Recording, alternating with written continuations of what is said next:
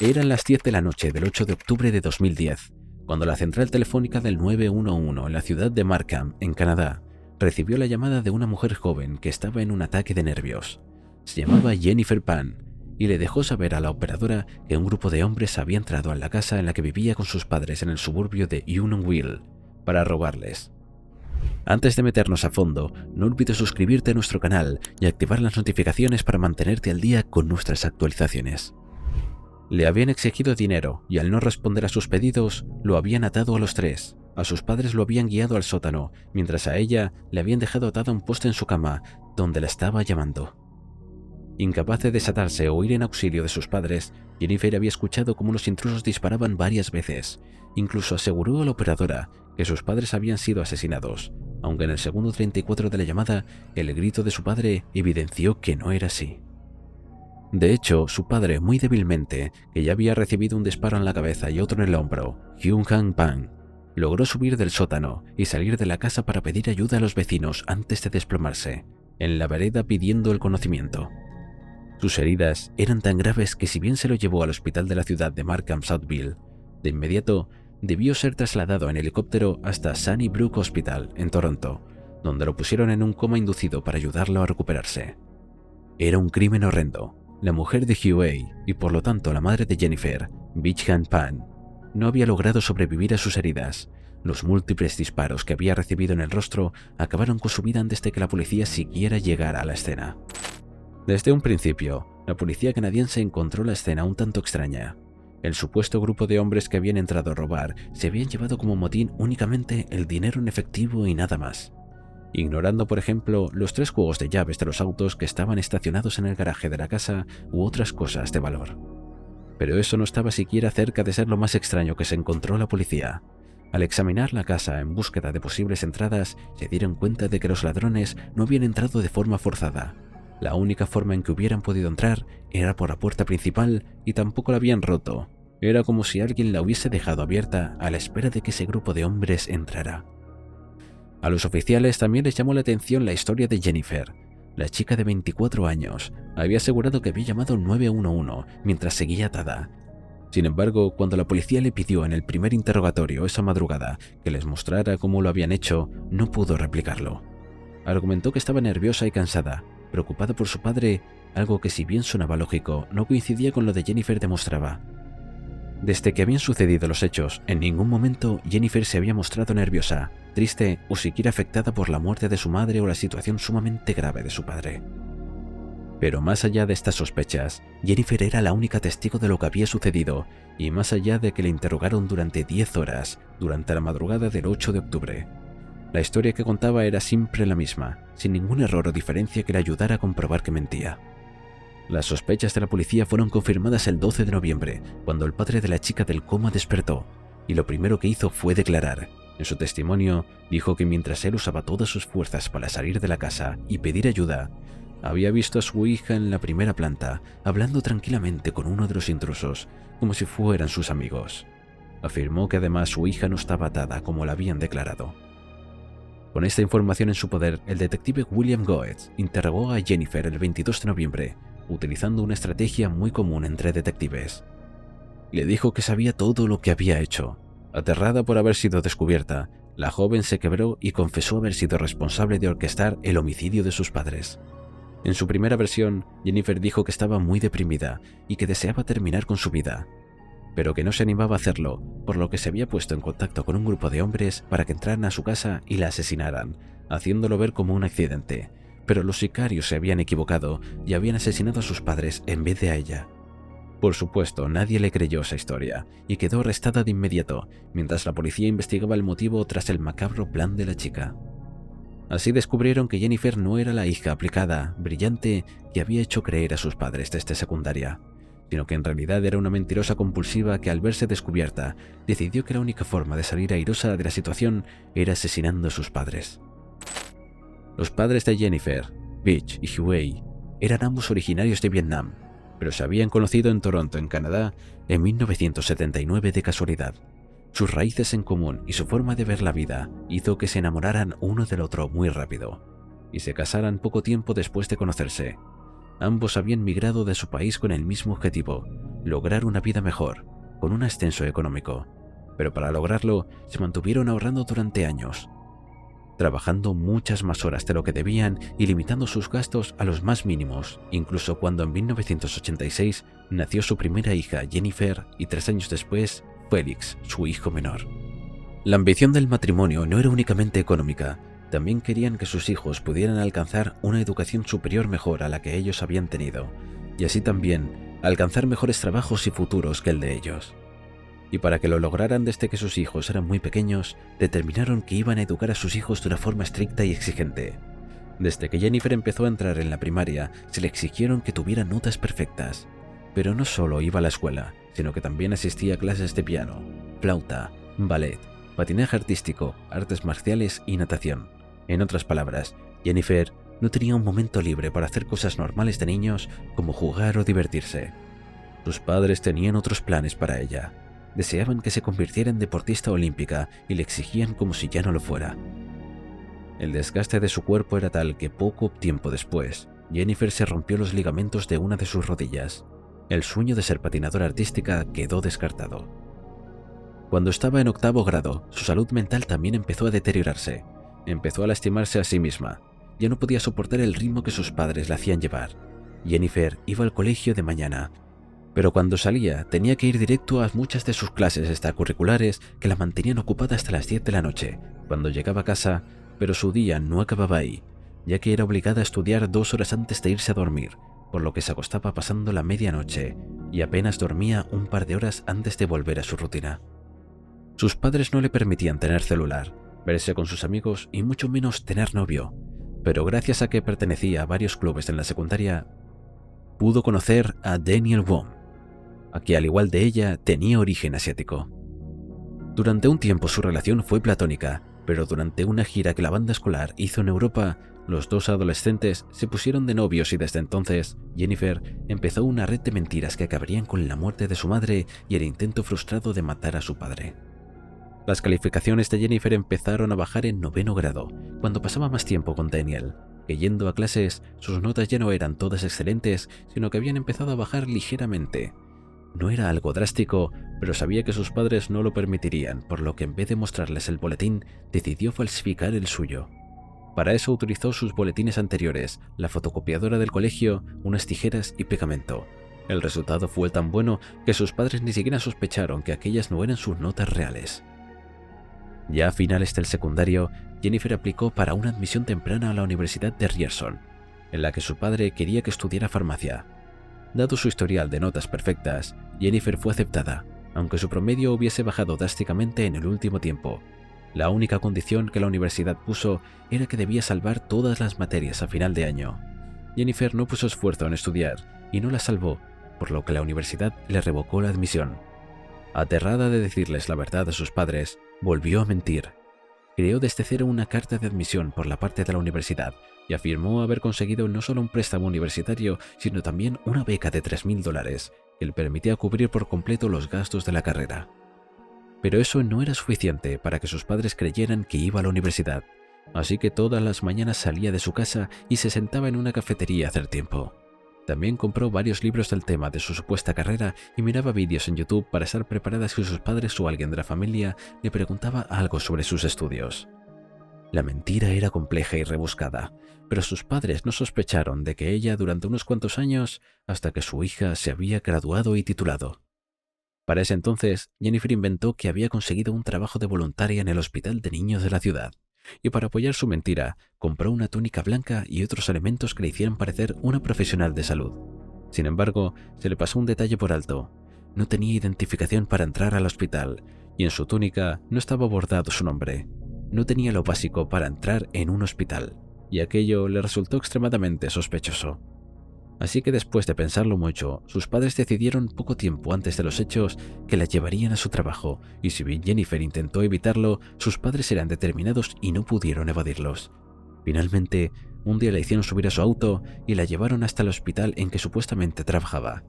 Jennifer bajó del auto rápidamente para perderse entre la gente y sin dudarlo, su madre la siguió aunque no la encontró. Jennifer se había dado cuenta de que su madre la seguía y se había escondido en la sala de espera hasta que sus padres se fueron. Cada vez más seguros de que Jennifer les había mentido, empezaron a averiguar en su entorno y los amigos de su hija, que le fueron confirmando una a una las mentiras. Se descubrió así que la chica ni siquiera había terminado la secundaria. Esa noche, cuando volvió a casa, sus padres la enfrentaron. Y aun cuando era mayor de edad, la pusieron bajo un régimen estricto en el que no podía salir sin avisar a dónde. Su auto tenía GPS y en el que no podía usar su celular. Por un tiempo, Jennifer acotó este régimen, pero cuando Daniel, harto de la situación, la dejó, supo que tenía que deshacerse de sus padres y empezar una vida nueva. Fue así como logró ponerse en contacto con Lenore Crawford, un conocido de su novio que estaba dispuesto a ayudarla. Acordaron los detalles del plan y un pago.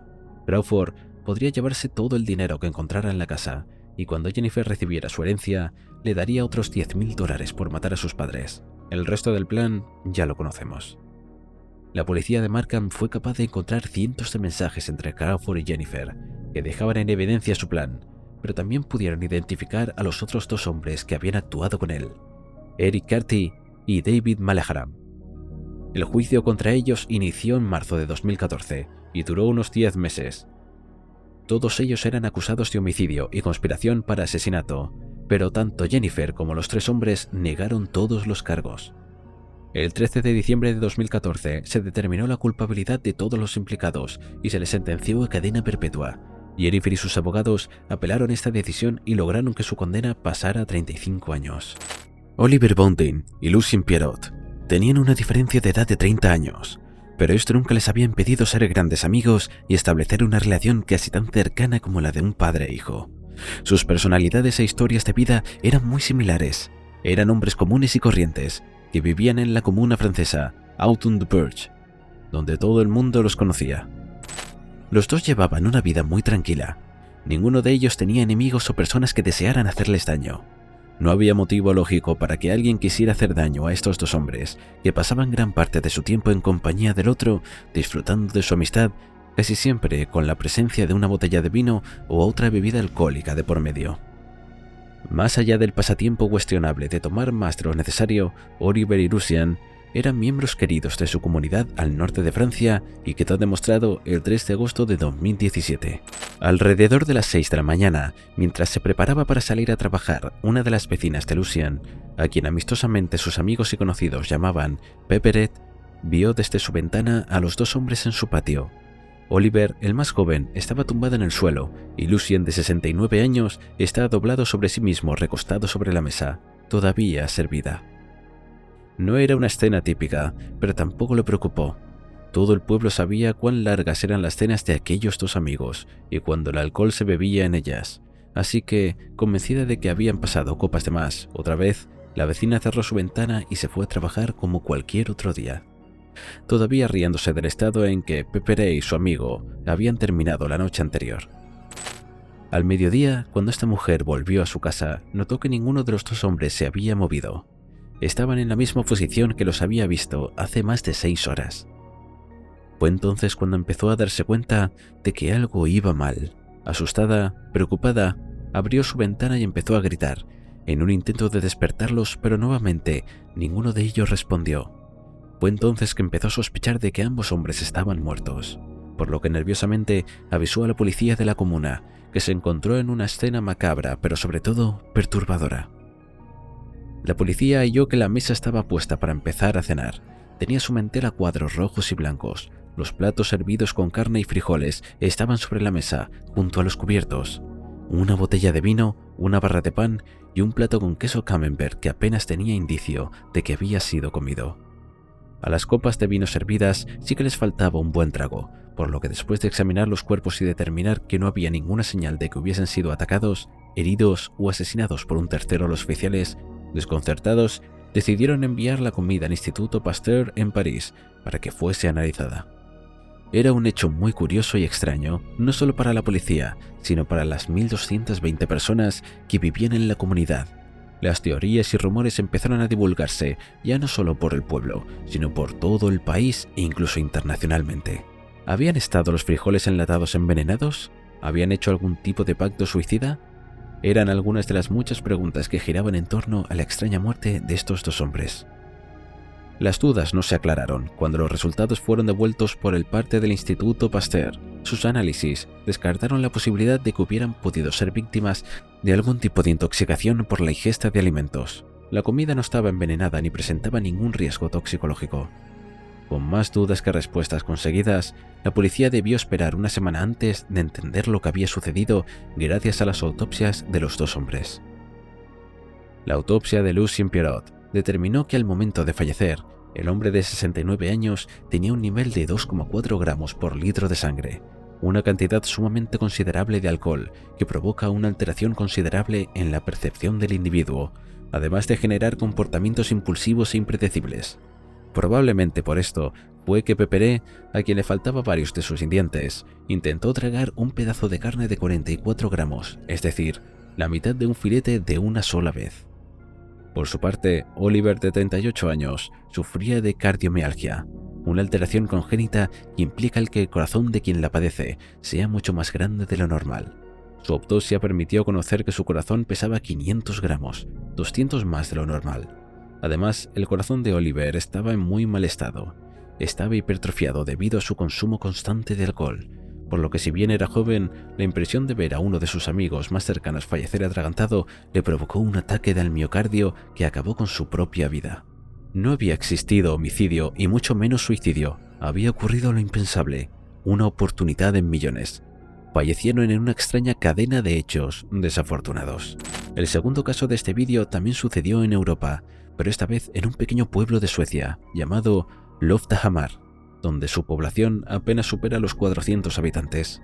Los hechos ocurrieron en septiembre de 2008, cuando la esposa de Ignar Westlund salió a la casa que compartían para ir a pasear a su perro y nunca volvió. A medida que fueron pasando, Ingemar, de 68 años, comenzó a preocuparse cada vez más y más. No era común que Agenta demorara tanto, por lo que antes de llamar a la policía decidió salir a recorrer el perímetro de su propiedad y buscarla. Después de un rato de caminar, Ingemar encontró lo que menos deseaba hallar. Junto a un lago que estaba dentro de su propiedad yacía el cuerpo sin vida de Agneta, que parecía haber sido víctima de un ataque violento. Su cuerpo estaba gravemente lastimado, lleno de sangre y golpeado. Era una escena tétrica de ver. Cuando Ingemar superó el shock de ver a su esposa de esa forma, llamó a la policía para avisarles de lo que había sucedido y explicarles cómo la había encontrado. Una patrulla se hizo presente en la quinta del matrimonio y después de tomarle la declaración al hombre, lo arrestaron. Si somos honestos, no es algo ilógico. La historia de Ingemar resultaba completamente extraña, casi inverosímil. Nadie más estaba en la propiedad cuando los hechos ocurrieron. Además, las heridas de Agneta presentaban que no correspondían a una caída u otro tipo de accidente. Como si esto no fuera motivo suficiente para sospechar del hombre, las estadísticas muestran que un homicidio casi siempre es cometido por alguien del círculo más cercano a la víctima. Y en el caso de las mujeres, más de un 58% de las veces son asesinadas por sus parejas o exparejas. En conclusión, Ingemar fue el único sospechoso que tuvo la investigación criminal e incluso debió de pasar 10 días en prisión mientras comenzaba a procesarse la evidencia y se analizaban los hechos. La vida de Ingemar se volvió un infierno. No solo había perdido a su esposa y era acusado de ser su homicida, había tenido que pasar 10 días bajo custodia policial, sino que cuando por fin había sido liberado, los vecinos que habían tenido durante toda su vida le dieron la espalda. Todo Loftahammar estaba profundamente indignado por él, por algo que no había cometido. El desprecio era tanto que Ingemar decidió mudarse, abandonando la quinta que había creado desde cero con su esposa. Hay que tener en cuenta que este caso sucedió hace más de 15 años, cuando las tecnologías no eran tan rápidas como lo son en este momento, por lo que la investigación criminal llevó aproximadamente 5 meses antes de que fuese descubierta la verdad. En la autopsia de Agneta se había encontrado saliva y pelo de origen animal, que la morgue de Loftahammar no pudo identificar en primera instancia. Fue necesario que las muestras se enviaran a la capital sueca para determinar a qué animal pertenecían. Después de varias semanas, se determinó que correspondían a un alce, un animal típico de la fauna sueca. Los alces miden de 2,40 a 3 metros y llegan a pesar hasta 850 kilos. Pese a su gran tamaño, estos animales típicos de los ambientes fríos no son violentos. Son considerados un animal tímido y pasivo que en vez de enfrentar o atacar a los humanos, huye de ellos. Al ser comparadas las heridas de Agneta con la ornamenta de estos animales, se encontraron varias coincidencias. No cabía dudas. Había sido atacada por uno de estos enormes animales. ¿Pero por qué un animal pacífico? Esta pregunta implicó que varios biológicos y expertos en el comportamiento animal fuesen consultados sobre razones que podrían haber motivado al animal a cometer tal ataque. Hubieron varias teorías. Una de ellas planteaba que el animal homicida podría haber sido una hembra, que tenía sus crías cerca de la zona en la que Agneta y su perro paseaban. La presencia de estos allí les podría haber hecho sentir amenazada y por lo tanto volverse violenta. Aunque esta teoría no fue apoyada, la muerte de Agneta no había sucedido en la época de los alces nacían, así que fue descartada. Al final, la teoría más aceptada en el ámbito académico fue que el alce había asesinado a Agneta y estaba borracho, así como escuchan. Al igual que en el ser humano, los animales y el alcohol provocan comportamientos impulsivos y muchas veces agresivos, justo cuando el ataque que le había quitado la vida a Agneta. Pero esto dejaba otra pregunta abierta. ¿Cómo se emborracha un animal de tales medidas? Nuevamente fueron los expertos quienes pudieron contestar a esta pregunta. Los alces se alimentan de las frutas caídas, por ejemplo, las manzanas en los suelos de las granjas, y el bosque, que si bien se encuentran podridas, también están fermentadas. Es decir, que por un proceso microbiológico, el jugo de la manzana pierde su azúcar y pasa a ser sidra. Su consumo puede hacer que tantos animales como hombres se embriaguen. Al final, la policía debió cerrar la investigación y pedir las disculpas públicas correspondientes a Ingemer y su familia. Agneta no había perdido la vida de la forma más lógica, sino que había ocurrido lo impensable, y un alce ebrio la había asesinado. ¿Y tú qué crees? ¿Cuál es el caso con un giro más sorprendente e inesperado? ¿Conoces otros? Si llegaste hasta aquí, no puedes perderte el vídeo en pantalla. Nos vemos allí.